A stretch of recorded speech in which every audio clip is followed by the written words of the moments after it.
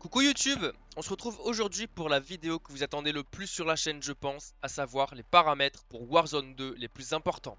Alors avant que la vidéo commence les gars, abonnez-vous à la chaîne, pensez à liker, à lâcher un commentaire et à partager la vidéo, ça nous aidera énormément, merci beaucoup. Allez, on continue sans plus attendre avec les paramètres, c'est parti.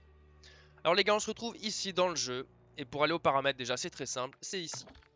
Première chose à faire, on va aller pour les joueurs manette, parce que moi je suis joueur manette, clavier souris, on s'en fout. On va aller ici. Moi personnellement, je joue avec la tactique inversée. C'est-à-dire que je tire avec les gâchettes. Et pour ceux qui ne savent pas, je joue avec une nouvelle manette, à savoir la Xbox Series Elite 2, avec uniquement deux palettes, les autres elles sont un peu gênantes je trouve. Ensuite, configuration des sticks analogiques par défaut, vibration de la manette 100, c'est uniquement pour vous embêter, ça n'a aucun intérêt d'avoir ça les gars. Au niveau de la sensibilité, j'ai un petit peu changé. Je suis passé en 9 en horizontal et 6 en vertical. Ça me permet d'avoir un peu plus de maîtrise du jugé. Multiplication sensibilité de viseur, je suis à 1. Ça, j'ai respecté. J'ai pris ce que Scump, pour ceux qui connaissent, Optic Scump utilise. Donc, je pense que c'est plutôt Opti pour la compète. Tout ça, les gars, ne touchez pas. On va pas se faire chier avec ça. Au niveau de la visée, il faut mettre maintenir. Commande partagée de modification du zoom, sprint tactique. Sprint tactique automatique. Paramètres des équipements, c'est maintenir.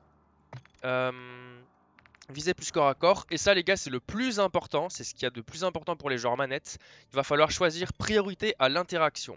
Ça, c'est l'équivalent de commande contextuelle sur le premier Warzone.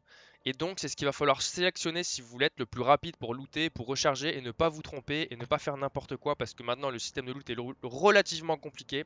Et je pense que c'est important d'avoir ces paramètres-là pour être le plus efficace possible.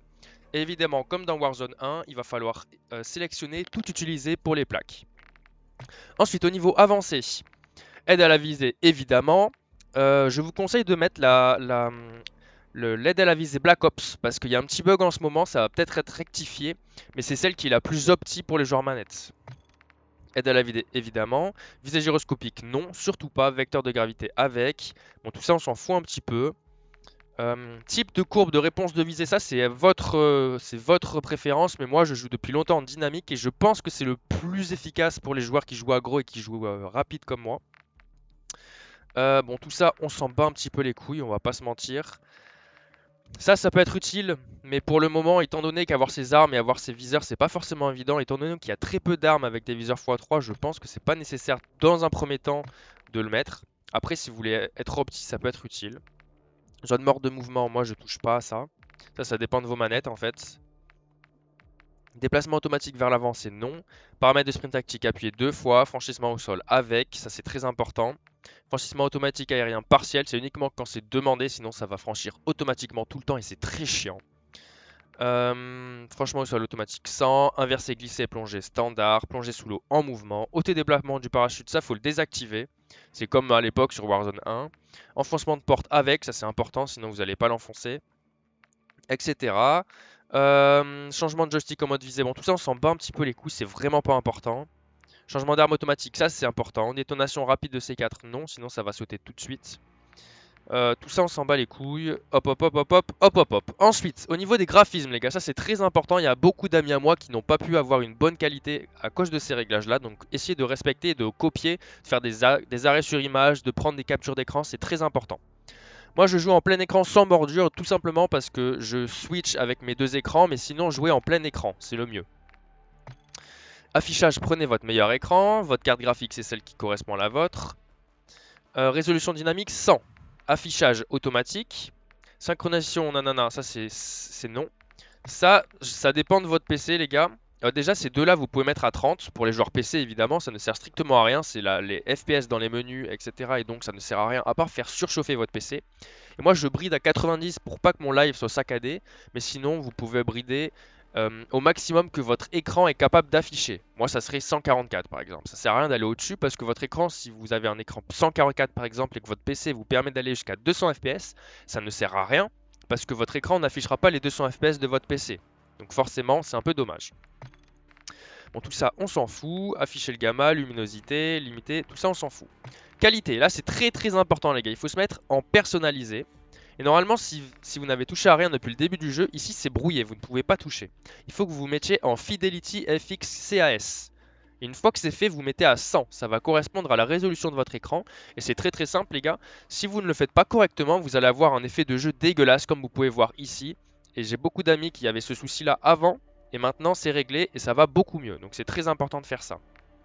L'anti-crénelage, je vous mets le SMA T2X Filmic, c'est très important.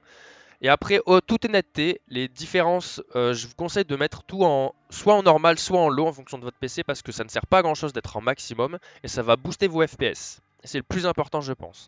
Donc, utilisoire de la mémoire vidéo, moi je mets à 90. Après, ça dépend des PC. Résolution des textures. Bon, je vous laisse regarder, les gars, vous pouvez prendre des screens. Normal, normal, faible, faible, long, faible, très basse, 100, faible, tous. Minimum avec. Regardez, je vous montre tout.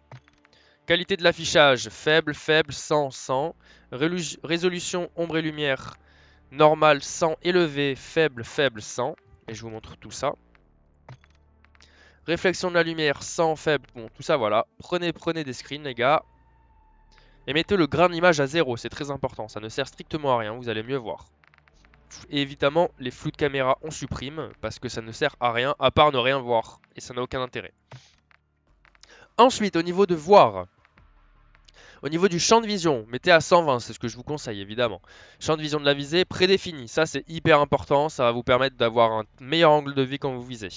Champ de vision d'arme, pareil, large. Si vous êtes en large, vous allez avoir un meilleur champ de vision lorsque vous visez. Donc c'est plus important. Ça dépend si vous jouez à la troisième personne, je touche pas parce que moi j'y joue pas trop. Mouvement de caméra 100, 100, visée à la troisième personne, caméra de casque. Ok. Ensuite, au niveau de l'audio. Booster de basse, moi je joue avec ça. Au niveau des casques, volume général, mettez rarement au-dessus de 60. Volume musique, je le mets juste parce que c'est agréable. On pourrait même baisser un petit peu en vrai. Volume de dialogue des 0, ça ne sert à rien, c'est pas ça qui fait le chat vocal. Volume des effets, ça faut mettre au maximum. Volume de l'indicateur de coup, pareil, c'est important. Ça, vous mettez le périphérique qui correspond. Audio mono, surtout pas les gars, surtout pas. Sous-titres désactivés. Chat vocal avec, chat vocal dernier mort, ça c'est marrant. Vous pouvez parler à un mec que vous venez de tuer. Chat de proximité, oui, si vous en avez envie. Ça, il y a beaucoup de personnes qui oublient de le faire, mais il faut que vous mettiez activer le micro parce que sinon, il faut que vous appuyez sur une touche pour que votre micro soit activé et c'est chiant. Bon, ça dépend de vos paramètres. Le micro, vous choisissez le meilleur. Hop, hop, hop, tout ça, on s'en fout. Ensuite, on va dans interface et là, il y a des choses importantes. C'est des petits tips que je vais vous donner, les gars, et c'est plutôt intéressant. Bon, tout ça, à la limite, on s'en fout, c'est là. Venez dans personnalisation des couleurs. Et je pense que les gars, pour tous ceux qui ne jouent... Déjà, les joueurs console et même les joueurs PC, pour ne pas baisser votre performance, plutôt qu'utiliser des filtres Nvidia ou quoi, utilisez ceci. Mettez-vous en Tritanopie et modifiez vos couleurs. Et pour les gars, pour ceux qui ne savaient pas, vous voyez sur le jeu, les filtres, les pings sont dégueulasses et des pings blancs. Et bien si vous voulez avoir des pings de meilleure qualité, utilisez ça. Modifiez neutre et mettez la couleur que vous souhaitez pour vos pings. Comme ça, vous allez avoir un ping qui va correspondre à la couleur que vous souhaitez. Et donc, ça sera plus blanc et vous allez avoir une meilleure visibilité. Ça change du tout au tout, c'est très important. Après, c'est vos préférences en fonction des couleurs. Ensuite, on descend un petit peu. Tout ça, on s'en fout, il n'y a rien à toucher. On reste en carré, c'est très important. Rotation de la minimap avec. Mouvement du réticule avec. Non complet, télémétrie, barre de connexion sans, ça ne sert à rien. Et puis les gars, après, c'est pas extrêmement important. Compter réseau, on ne touche à rien. Il n'y a rien d'important là-dedans. Et puis voilà les gars. J'espère que cette vidéo vous aura plu les gars. J'espère que vous avez, grâce à ça, les meilleurs paramètres pour être le plus performant possible sur Warzone 2. J'espère que ça vous a plu les gars. Pensez encore une fois, si vous ne l'avez pas encore fait, à liker, à commenter, à vous abonner à la chaîne. Ça nous permettra de continuer des vidéos comme ça et de vous aider au maximum. Rejoignez-nous sur les autres réseaux, à savoir TikTok, Twitter, Instagram. Sur ce, je vous fais des bisous. Ciao les gars, c'était le Bibs pour la Vlacorp. Passez une bonne journée. Ciao.